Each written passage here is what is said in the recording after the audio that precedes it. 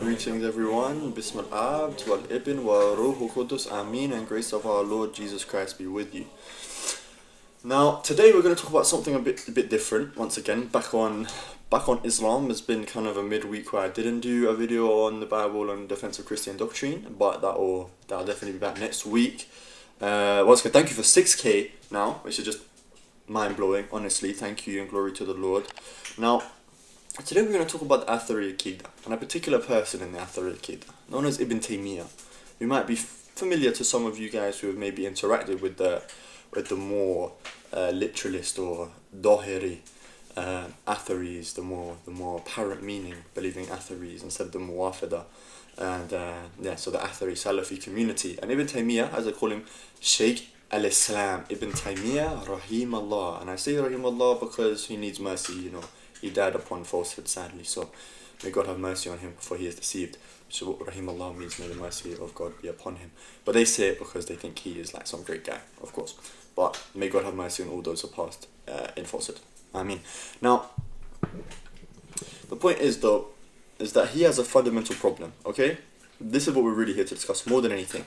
What this Shaykh al-Islam Ibn Taymiyyah has as a fundamental problem of his theology and his approach to what we call predication and attributes. The Asma wal Sifat, the names and attributes of Allah. This is the fundamental problem he has, and we're going to explore why this is such a problem and what problem it leaves for us in terms of the Quran. To get into this, we're going to read Al-Aqidah Al-Wasatiyya by Ibn Taymiyyah, commentary by Sheikh Muhammad bin Saleh Al-Uthaymin, and this is from page 101. Now, this is not all Ibn Taymiyyah's own statements. These are also Sheikh Uthaymin's statement, but Sheikh Uthaymin, if you look into him, he is a modern Salafi Athari scholar, a sheikh basically, and so someone you can reasonably trust in informing you about correct Islamic belief, right? And so he says in page 101, for example, when Allah describes himself having an eye, should we say what is intended by eye is seeing but not an eye in reality? If we say that, we have not described him with what he has described himself. When Allah describes himself with two hands, saying, nay, both his hands are widely outstretched, Surah Al-Ma'idah, verses which is Quran 564 here. Nay, both his hands are widely outstretched. Now, when I was Shia, we would just do ta'wil. We would say this is metaphorical, referring to his mercy, his blessings onto the people, right? But they refuse to do this. As he says, if we say that Allah does not possess a hand in reality, and what is intended by the hand is his favour upon his slaves, then we have described him with what he describes. Then have we described him with what he describes himself? No, he says. So he says that when Allah says he has an eye, when he says he has a hand, when he says he has a shin, if we do not affirm this, we have not described Allah as he has described himself. That's the fundamental. And then he gives two distinctions in attributes, right? The attributes of his essence are those which Allah has never ceased nor ever ceased to be described with, and these are of two types, okay? Those of meaning, al-ma'nawiyya, and that's where the term was tafweed al-ma'na, or the ma'na in the hadith, the matan, the meaning, the content. Ma'na just means meaning, generally speaking. So those of meaning, al-ma'nawiyya, such as life, knowledge, power, wisdom, and the like, these are examples, okay? And the informative, al-kabariyya, such as two hands, the face, two eyes, and the like from what he named, was something of that is used to describe us as well. So that's a weird one. So, and the like from what he named, while something of that is used to describe us as well. So he's saying that the terms are used to both describe us and Allah, but he hasn't said that they're similar yet, which is very important, because he'll go on to deny this later, but that's even more important. And he says, Allah the Exalted has never ceased having two hands. And he goes on to say, if I can just actually flip the page here, a face, two eyes, and none of that occurred after not having them. He was never separate from any of these, as Allah the Exalted has never ceased living, nor will ever cease living, nor cease being, all powerful, nor ever will he cease being, all powerful, so on, meaning that his life would not need to be renewed, his hearing would need to be renewed, so on and so forth, right? And this is a really weird statement he makes. He says, and the renewal of hearing, for example, if I hear the adhan now, it does not mean I have possessed a new ability to hear at that particular time, but the hearing ability has been with me since Allah created it for me. But that's potency. So basically saying Allah has the potential to hear, and when things make noise in time, Allah hears them? Is Allah temporal? This is what happens when, Saudi sheikhs try to do philosophy and theology. It's these assertions that they think it makes sense to them, right? In regular day-to-day life. Oh, I can hear, and then, sometimes I don't hear. It doesn't mean I'm deaf now. It just means the potential hasn't been actualized. But they don't understand that in saying that Allah has potential to hear things at particular times, they're suggesting that He's temporal, and they're suggesting that He has potency in His attributes, which is just strange, truly strange, and problematic, because they're suggesting Allah goes from hearing to not hearing, hearing to not hearing. And it's not the attribute that's changing, but what is there to be heard. But that's still suggesting a change in Allah from going from one state to the other. I'd be interested to see how they account for that. And so he goes on to talk about, an attribute with an unknown cause is, for example, descending to the lowest heaven during the last third of the night. And they basically go on to talk about how the kayfiyah for that is unknown. You can never know what it means for Allah to descend at night. Now, we're going to get into some further problems, but this is just a fundamental look at the apparent meaning.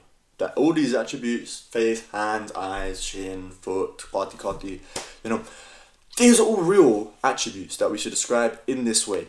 But he makes an important point. We don't do tamthil, which tamthil is to liken it. So when I picture a hand and I say Allah has a hand, if I picture an actual hand, I've distorted the meaning. So he goes on page 131 to 32 talk about not doing tamthil, to not doing likening. So he said the people of Sunnah are far away from likening Allah, neither in Himself nor His attributes. Tamthil means to mention similarities for a thing. And the difference in between it and what we call takyif are general and specifics, because every person who has done tamthil has done takyif. So that I believe that means to distort the meaning. So if you take the meaning of Allah's hand to be like this, you have distorted the meaning, the ma'na of the Quran. So this is important, even though that's probably normal when you hear that statement, right? And this is, don't worry, I know you're kind of thinking, why is he teaching us all this athery stuff? Like, I'm kind of saying we, but I want you guys to understand this as if you were them, so we can understand the problem that they fail to understand, okay? So they say, the people of Sunnah and the Jama'at affirm the attributes of Allah without similarities.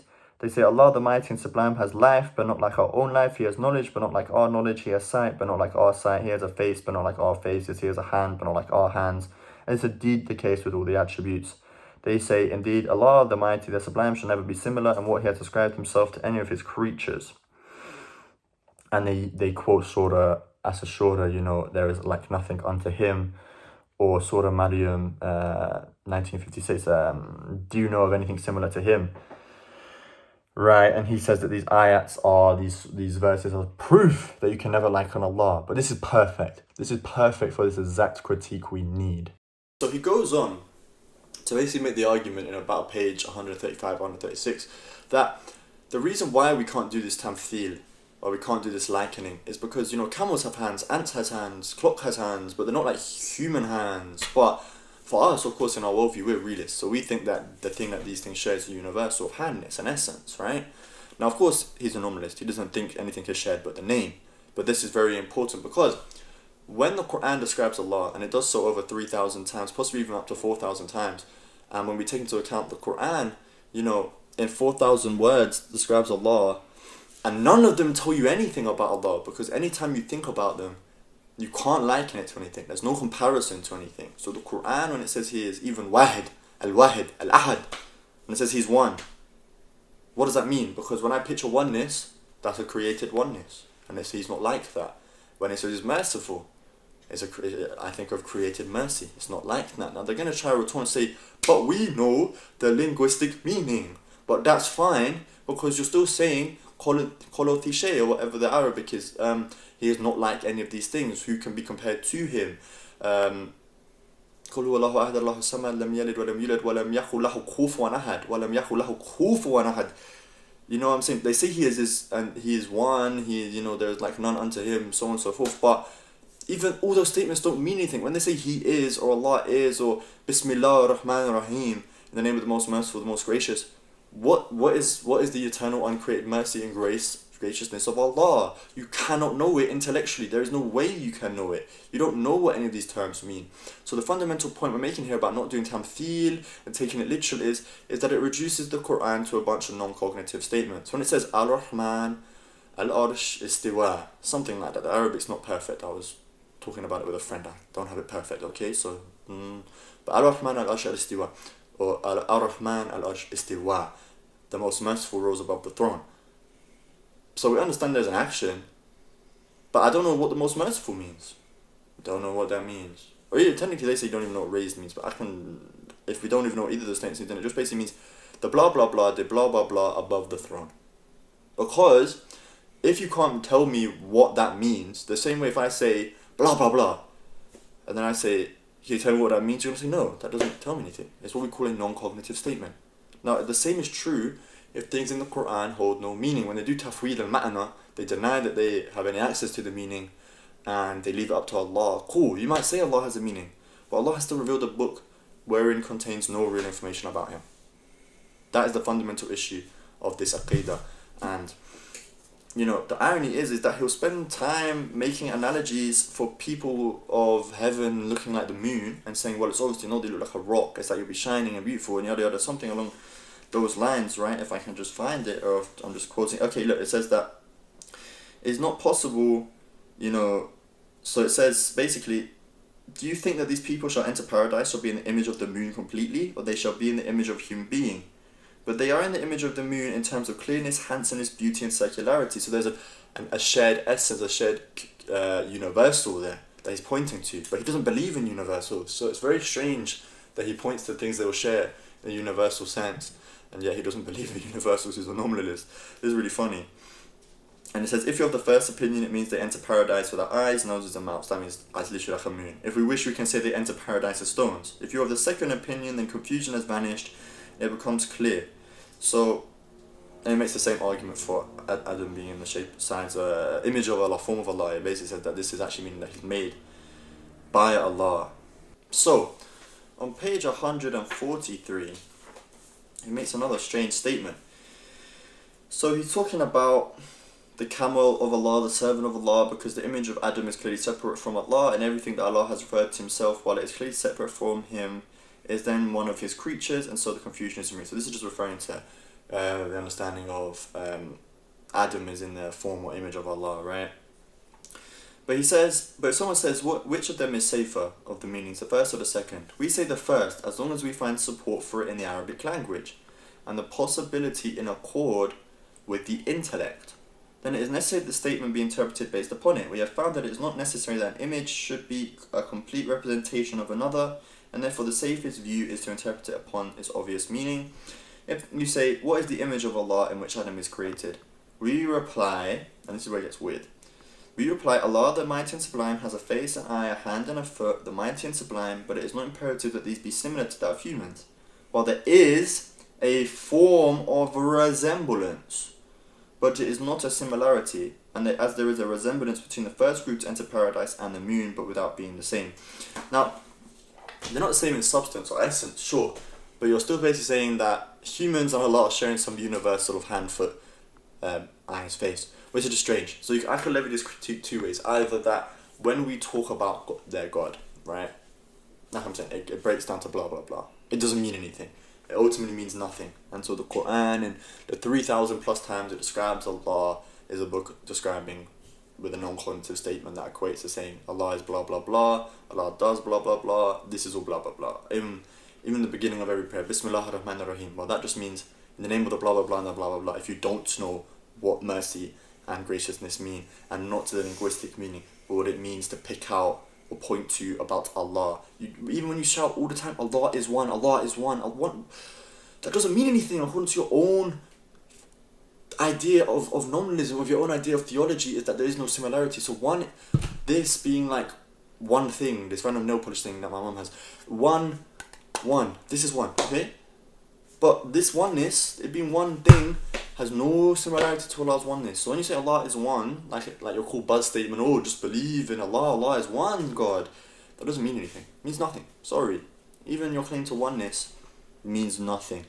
But what I would really love to know is, what does it mean that there's a similarity between the image of Adam and the image of Allah in that face, hand, foot. What does this mean? But the fundamental problem is, this is that premise one, if Allah cannot be likened to any things, that's true. Sorry, Allah cannot be likened to any things. Premise two, the Quran describes Allah. Premise three, but because of premise one is true, nothing about premise two can actually describe Allah, or nothing about the Quran actually picks out anything about Allah or God. So conclusion, the Quran does not describe God. And that's defective. When we approach this idea of He sitteth at the right hand of the Father, that's about power. When we say the arm of the Lord is stretched against Him, this is once again about Him doing an action in the world against a particular group of people, or when He blesses people. But we're not saying that He actually has a hand, and we don't take the apparent meaning that when He says he wrestled with Jacob, we don't actually think that God has a human body up in heaven somewhere. We don't think He's in a place. We don't think He sits on a throne in a literal sense. But they think, the Rahman sits upon the throne, the Arsh, above creation. And it shakes. But it's not physical though, but it shakes. And He's not like anything, but He resembles Adam. So I hope you guys get the basis of what I'm trying to say here, that the Quran basically gives us no real information about God. Even His oneness, it doesn't mean anything. And so this whole claim that Islam makes about having this great God, well, you don't know your God. Sorry, you don't.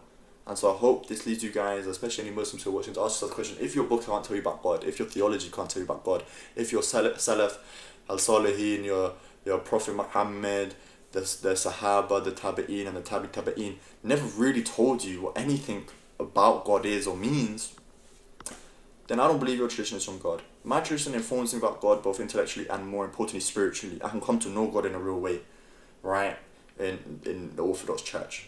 But in your understanding of Islam, I see no spirituality, no intellectualism. I see a very blind approach to this. Affirm, tafweed al-ma'na. Don't question. But this is not getting us the truth. And this is fundamentally burying your head in the sand for fundamental problems about ma'nawiyya or meaning, ma'na in the Quran. So thank you for watching. Bismillah Abd wal Ibn wa Ruhu Qudus Ameen. Through the prayers of our Blessed Mother, intercede for us, and grace of our Lord Jesus Christ be with you all.